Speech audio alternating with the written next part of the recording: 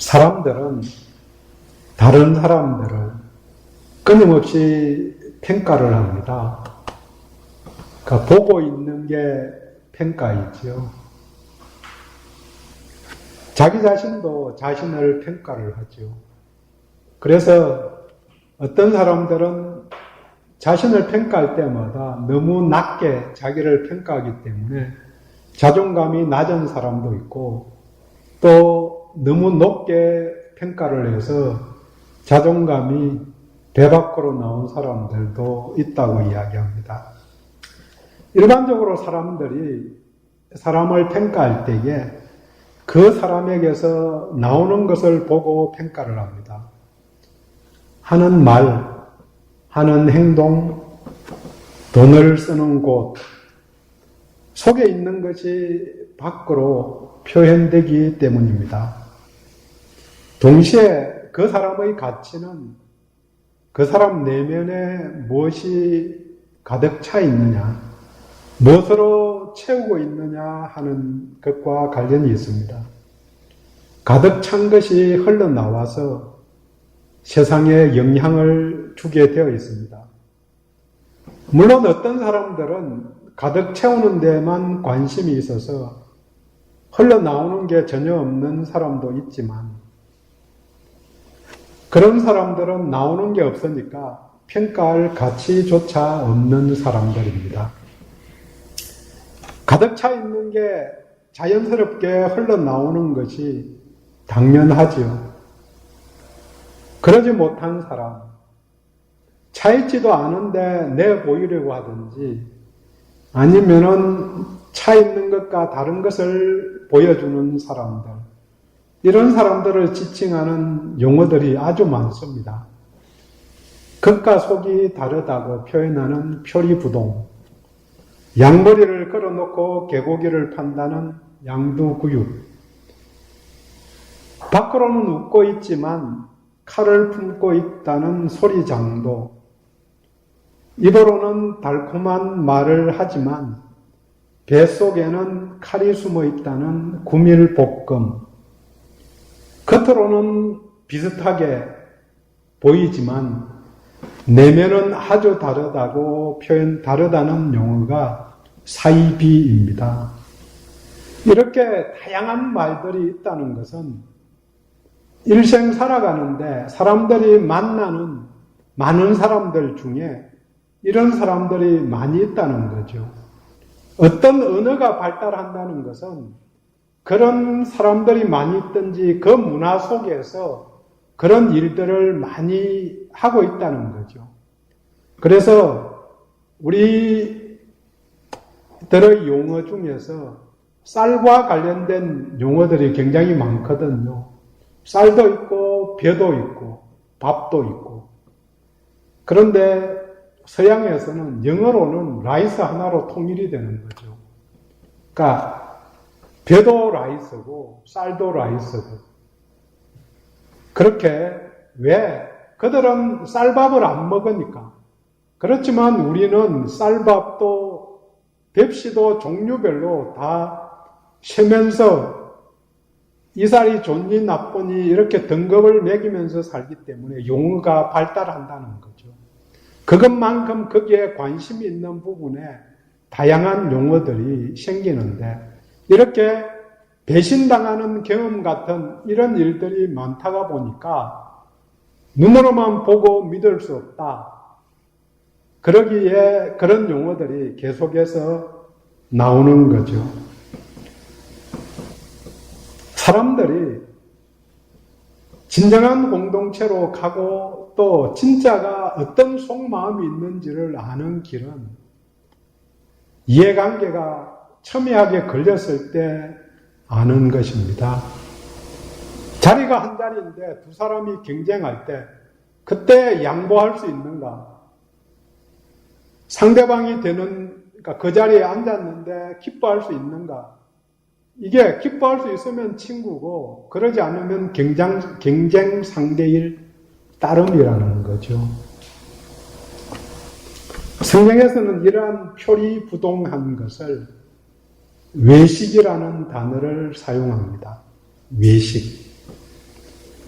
예수님께서는 외식하는 자들에 분노하셨습니다. 마태복음 23장에서는 6번이나 같은 말을 사용합니다. 화 있을진저 외식하는 서기관들과 바리새인들이요. 밖으로만 보이기에 급급하다는 거죠. 우리는 외식이라는 단어 대신에 위선이라는 단어를 많이 사용합니다.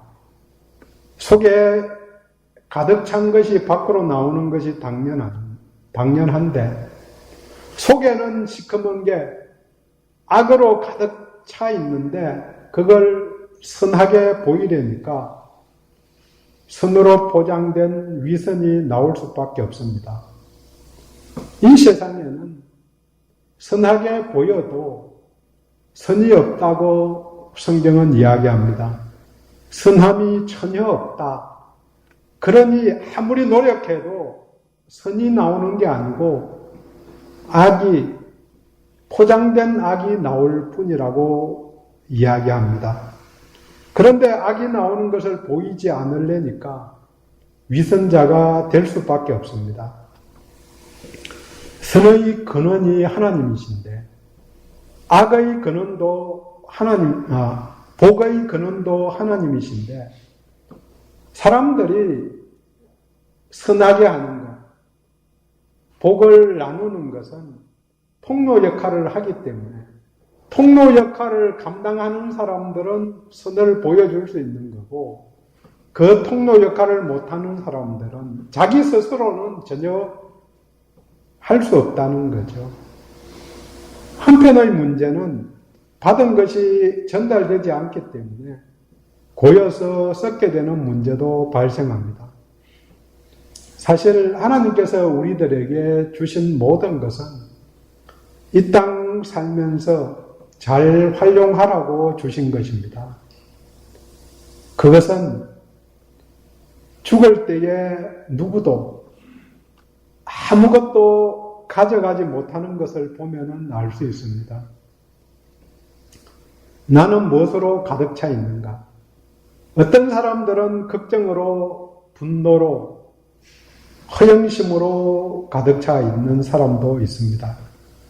또 어떤 사람들은 사랑으로, 섬김으로, 기쁨으로 차 있는 사람들도 있습니다. 나는 무엇으로 차 있는가? 쉽게는 돈을 어디에 쓰는가?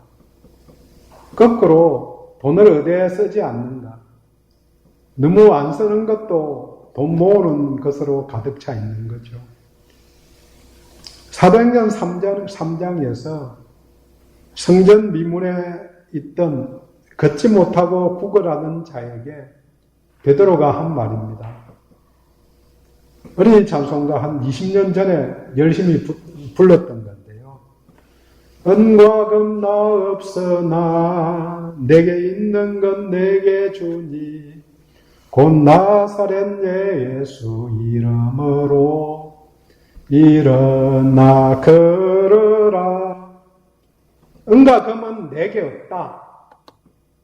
없으니 줄 수 없다. 그러나 있는 게 있다. 나사렛 예수 이름으로 인한 권능과 능력과 권세가 있다. 그것을 내가 주겠다. 가정도 공동체도 어떤 사람들로 가득 차 있느냐. 여기에 따라 가치가 달라집니다. 무늬만 기독교인인지 그리스도 예수로 충만한지. 본문에 앞서 배경을 잠깐 나눕니다. 예수님이 승천하시고 난 다음 제자들이 기대하며 합심하여 기도할 때에 오순절날 성령님이 강림했습니다. 물론 그 다음부터는 믿을 때에 예수를 주님으로 구세주로 믿을 때에 성령님이 임재하시고 내주하시는 그런 시대가 열려졌습니다. 성령 강림으로 인해 믿는 자들, 제자들이 끊임없이 생깁니다. 한 번에 3,000명, 5,000명씩 늘어나게 되었습니다. 그 상황에 사도행전 6장에 보면 헬라어를 쓰는 헬라파 가부들이 봉사에서 죄되는 문제가 발생하고 불평이 나오자 교회 봉사를 위해서 성령과 지혜가 충만하고 칭찬받는 사람 7명을 택하여 세웁니다. 우리들이 통용되는 말로 7 집사를 세웠다 이렇게 이야기하는데 성경에 아무리 찾아봐도 집사라는 말이 나오지 않습니다. 그 부분에 있어서 물론 초기에 집사라는 직분 이런 직분들이 없었기도 하지만 내용적으로 가만히 보면 또 7명 중에서 특별히 스데반이나 빌립 같은 사람들을 보면은 사역자라고 그렇게 이야기할 수 있습니다. 그 7명 중 한 명인 스데반이 은혜와 권능이 충만하여 표적과 기사가 나타났다고 6장 8절에 증거합니다. 이에 골수 유대 교인들이 대적해서 일어나 거짓 증인들을 세우고 스데반을 공회에 고발하고 그래서 공회 앞에서 스데반이 한 증언, 설교가 7장 2절에서 본문 바로 앞절인 53절까지 내용입니다. 스데반이 한 증거한 내용의 주 내용이 선민된 것, 할례, 율법, 그 다음에 성전에 대한 재해석을 했습니다. 함께 읽은 오늘 본문은 스데반의 설교를 들은 적대자들의 반응과 스데반의 재반응입니다. 액션, 리액션. 본문은 성령님과 관련해서 두 종류의 사람을 이야기해 줍니다. 성령 충만한 사람과 성령의 적대적인 사람입니다.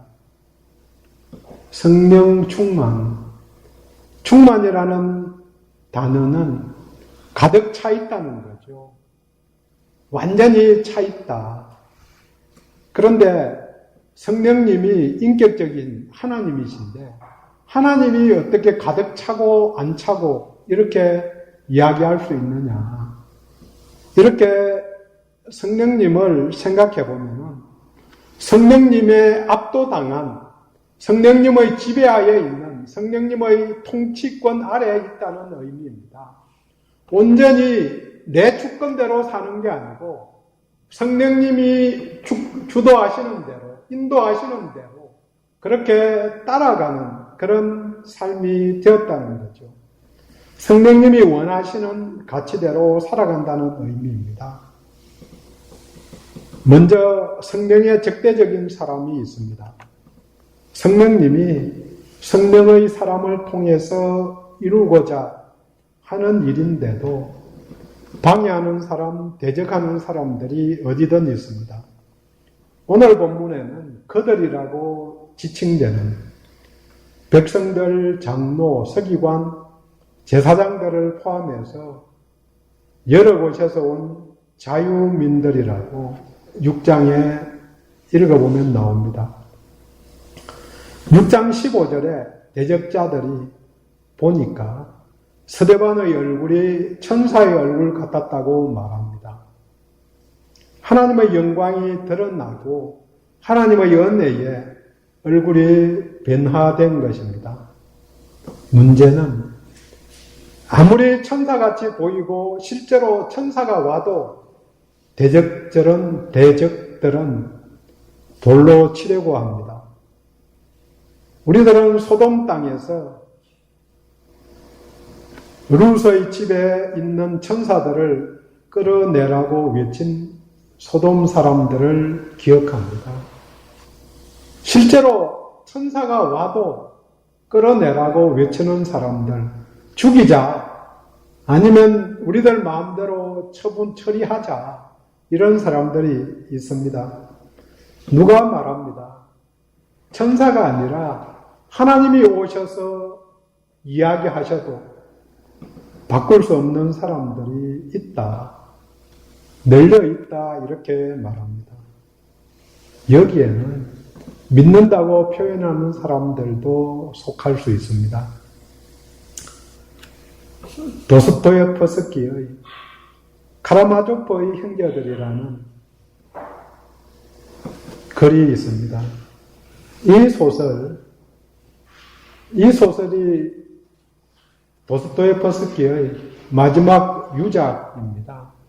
원래는 2부를 쓰려고 초안을 만들어 놓았는데 1부까지만 쓰고 도스토예프스키가 죽은 거죠.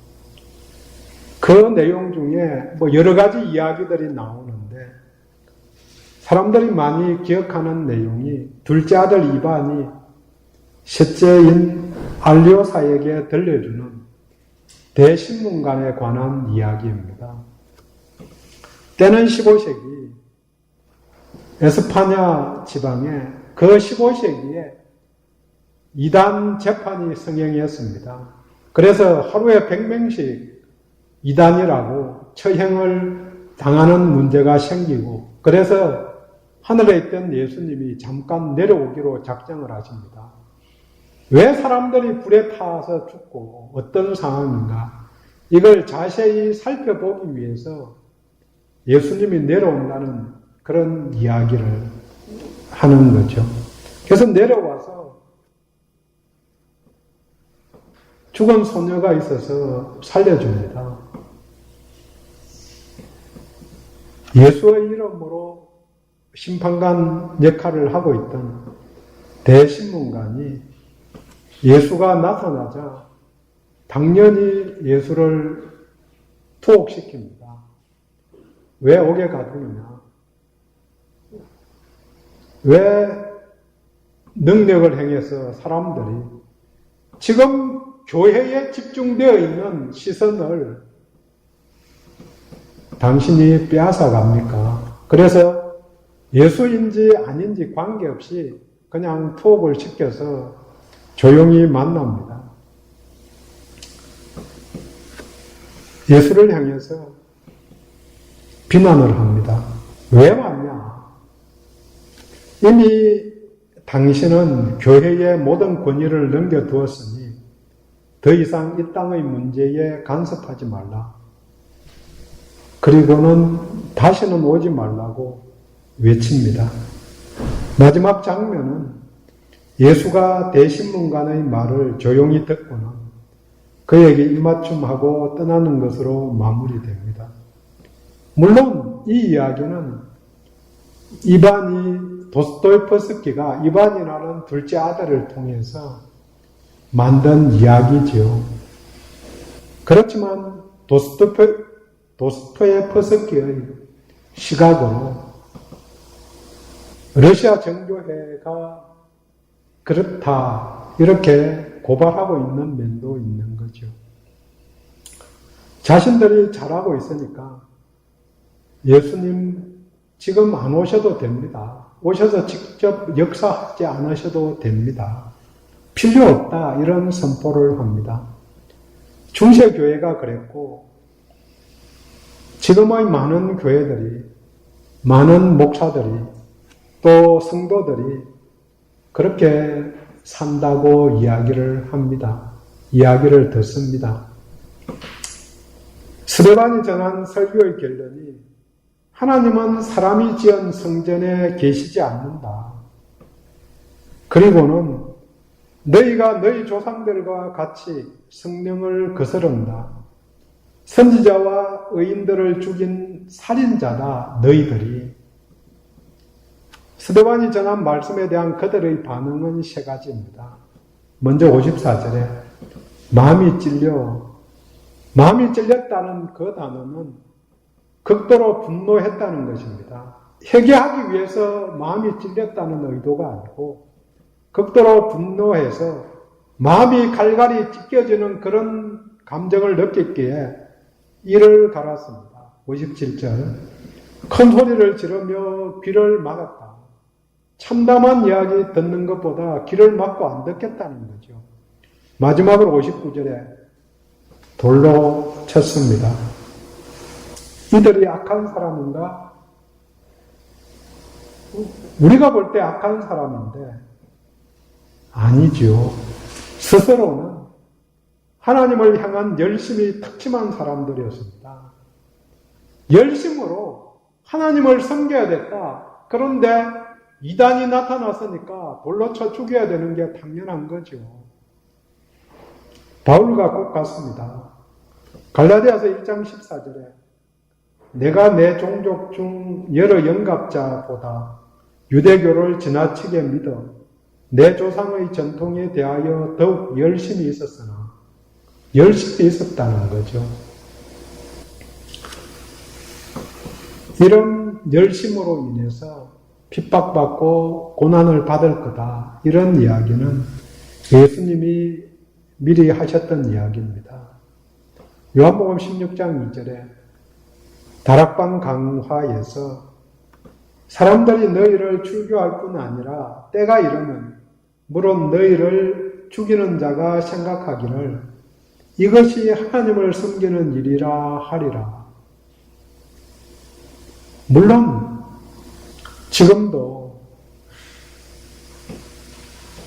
하나님을 섬기는 일이라고 착각하고 잘못 행하는 사람들도 있고 또 핍박을 받으면서 하나님을 섬기는 일이 아니면서 내가 하나님 때문에 핍박을 받고 있다고 그렇게 착각하는 이단들도 있는 거죠. 이단이 너무 많아서 일일이 열거는 못하지만 어떤 이단들은 억울하다 이런 그런 생각도 드는 부분도 있고 또 어떤 이단들은 당연하다 이런 생각이 드는 거죠. 왜? 말씀에 비추어 볼 때, 신앙 양심에서 볼 때에 악한 것은 악한 거죠. 아무리 좋은 일을 하더라도 악한 방법을 쓰면 안 된다. 그것까지 봐야 되는 거죠. 지금도 성령님에 대해서 적대적인 사람들이 많이 있습니다. 심지어는 교회 내에도 성령의 사역에 적대적인 사람 있죠. 성령의 사역에 적대적인 사람이 있지만 다른 사람, 두 번째로 성령 충만한 사람이 있습니다. 본문에서 스데반이 여기에 해당됩니다. 55절에 스데반이 성령 충만하여 그 전에 보면은 6장 10절에 스데반이 지혜와 성령으로 말미암아 6장 5절에는 믿음과 성령이 충만한 사람 스데반. 성령 충만한 사람의 특징은 성령님의 통치 아래, 지배 아래 살아가기 때문에 일반인들과 다른 모습들이 나오는 거죠. 성령 충만한 사람 첫 번째 스데반을 통해서 볼 수 있는 게 영안이 열려집니다. 55절 하늘을 우러러 주목합니다. 하나님의 영광과 예수께서 하나님 우편에 서신 것을 보았습니다. 일반적으로 예수님은 표현이 하나님 우편에 앉아 계시죠. 그런데 스데반이 볼 때에 서 계신 거죠. 왜? 안타까워서. 스데반이 고난당하는 것을 그냥 앉아서 보시는 것이 아니라 서서 격려하시는 거죠. 56절에 하늘이 열려 있음을 봅니다. 스데반에게 하늘이 열려진 거죠. 하나님의 나라, 하늘을 보는 것. 성령 충만하냐 아니냐의 구별점이 하나님 나라에 중심을 맞추느냐, 그 가치에 초점을 맞추느냐 맞추지 않느냐. 하늘이라고 이렇게 스데반은 보고 이야기했지만 우리들의 입장에서는 하나님 나라, 거기에 초점을 맞추고 살아야 하는 거죠. 성령 충만한 사람 두 번째는 증거하는 사람입니다. 받은 것을 담대하게 증거하는 것, 본 것을 증거하는 사람입니다. 그러니까 7장 51절에 너희도 너희 조상과 같이 항상 생명을 거스르는도다. 말씀에 비추어 보니까 너희는 악을 행했다. 이렇게 비판합니다. 군정들이 모여 있는데 이 말 들으면 어떤 반응이 일어날지 아무 생각이 없는 거죠. 그런 생각을 했으면 이렇게 말 안 하죠. 우리는 두려워서 네가 진짜로 그렇게 말했냐, 그게 옳냐 이야기하면 꼬리를 내릴 건데 그렇게 안 하는 거죠. 너희도 너희 조상들과 같이 항상 성령을 거스른다. 받은 말씀대로 증거하는 사람, 성령 충만한 사람 세 번째는 기도하는 사람입니다. 기도의 사람. 그래서 오늘 본문에서는 영혼을 맡기는 사람, 죄를 용서하는 사람, 자신들을 자기 스스로를 위해서 영혼을 하나님께 맡기는 사람, 또 이웃을 위해 이웃의 죄를 용서해 주는 사람. 예수님께서 십자가에서 하신 말씀과 일을 성령 충만한 스데반이 그대로 따라합니다. 누가복음 23장 46절에 아버지여 내 영혼을 아버지 손에 부탁하나이다. 본문 59절 주 예수여 내 영혼을 받으시옵소서. 물론 대상이 다릅니다. 예수님은 아버지여 성부 하나님께 간구했고 스데반은 주 예수여 예수님께 간구하는 거죠. 누가복음 23장 34절에 아버지 저들의 사하여 주옵소서. 자기들이 하는 것을 알지 못함이니이다. 본문 59절에 주여 이 죄를 그들에게 돌리지 마옵소서. 예수의 길을 따라간, 십자가의 길을 그대로 따라간 스데반입니다. 물론 십자가에 달리지는 않았지만 순교했고 고발한 것도 제목에 맞지 않아서 거짓 증인들이 나오고 불법 재판을 하고 제목이 신성모독이고 용서하는 것까지 예수님을 따라갑니다. 죽은 것을 생각해보면 스데반은 덧없이 죽었습니다. 그런데 성경은 분위기와 다르게 잔이라 이렇게 마지막 절에 표현합니다. 담담하게 부활의 소망을 담고 있습니다. 총을 쏘듯이 돌을 던지고 총알이 날아가듯이 돌이 날아가서 피를 흘리고 쓰러진 스데반, 전쟁터에 핀 한 송이 꽃을 떠올리게 합니다. 이 꽃은 그냥 쓰러진 꽃이 아니었습니다. 단 한 명, 청년 사울이 보고 있었습니다. 물론 청년 사울은 돌 던지는 자의 편에 서서 옷을 다 입고 돌을 던지면 불편하니까 그들이 벗은 겉옷을 지켜주는 자로 그 장면을 보았습니다. 세상을 바꿀 한 사람, 사울에게 성령 충만한 모습을 보여주고 스데반은 갔습니다.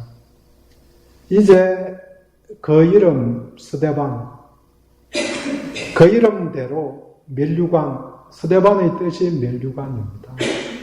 멜류관과 같이 빛나는 모습을 봅니다. 두 종류의 사람, 성령 충만한 사람과 성령에 대적하는 사람. 그러면 우리는 어디에 속해 있는가? 대적자는 당연히 아닌데 충만한가? 그러면은 또 아닌 것 같고, 예수를 구세주와 주님으로 믿고 모실 때에 성령님이 오셔서 함께 하십니다. 문제는 예수님을 제1의 가치로 두고 살지 못하기 때문에 성령의 통치를 끊임없이 우리가 거부하고 살아가는 것입니다. 그러기에 거룩한 삶을 살아내지 못하고 또 능력 없이 살아가는 것입니다. 우리는 어디에 속했나? 적대자도 아니고 성령 충만하지도 못한 상태입니다. 그러면 어떻게 해야 하는가? 성령 충만을 갈망하고 의지적으로 맡겨야 합니다. 물론 목사인 저조차도 은혜 가득, 기쁨 가득하게 항상 살지 못하니까 이 세상 살면서 본이 될 게 없는 상황이기도 합니다. 하지만 우리 모두가 성인들이니까 적어도 20은, 20은 넘었으니까 각자의 결단과 정리가 요청됩니다. 결국 예수를 그리스도로 하나님의 아들로 믿어서 소극적으로 불신하든 적극적으로 대적하든 믿지 않기 때문에 그렇게 사는 삶은 대적자입니다. 믿는 사람들은 성령님이 내주하고 계시는데 통치권을 전부 이양해서 충만한 사람도 있고 내 마음대로 사는 영역들이 일정 부분 있어서 충만하지 못한 사람들도 있지요. 문제는 어떤 영역에 있어서 통치권을 넘기지 못했는가? 내가 결정하는 많은 영역들이 있는데 어떤 영역은 온전히 하나님께 맡겼고 어떤 영역들은 내 마음대로 결정하는 거죠. 그 부분에서 어디에 무엇이 있는지를 분별해 보는 게 필요하죠. 내가 결정해서 하고 있는 것 다 적어보면서 이것은 하나님 뜻대로, 이것은 내 마음대로. 내 마음대로 하고 있는 걸 하나님 뜻대로 단숨에 바꿀 가기는 쉽지 않죠. 그러면은 조금 쉬운 것부터 하나씩 더 해 나가는 거죠. 새로 마음에 들든 마음에 들지 않든 문재인 정부가 들어섰습니다. 그래서 국정의 모든 영역에서 통치권이 확립될 것입니다. 많은 영역이, 긴급 해난들이 굉장히 많이 있죠. 그 해난들 한꺼번에 다 통치권을 적용 못하고 있는 걸 봅니다. 그래서 가장 급한 것부터 한다고 외교 문제, 이 부분도 지금 전화하고 특사를 파견하고 이렇게 하겠다고 먼저 그 일부터 하는 거죠. 그게 급하다고 봤기 때문에. 다른 영역들도 통치권자의 의도대로 진행될 것입니다. 마찬가지로 예수 이름 앞에 성령님께 모든 영역의 통치권을 넘겨줄 때에 그런 사람이 성령 충만한 사람입니다. 여기에는 목숨까지도 포함합니다. 목숨을 포함시키는 순간에 모든이라는 단어들이 적용되는 거죠. 물론 한 입장에서는, 우리들의 입장에서는 우리 자녀들이 내 목숨보다 조금 더 중요하기 때문에 그 영역을 어떻게 포함시킬지는 더 어려운 문제이기도 하죠. 그렇지만 어느 영역까지 내 입장에서 내 목숨까지 들어갈 수 있다면 거의 대부분의 영역들은 성령님의 통제 아래 들어간다고 그렇게 볼 수 있습니다. 한 가지 한 가지 어디까지 내가 주님께 맡기고 사는가 돌아보기를 원합니다. 기도합니다.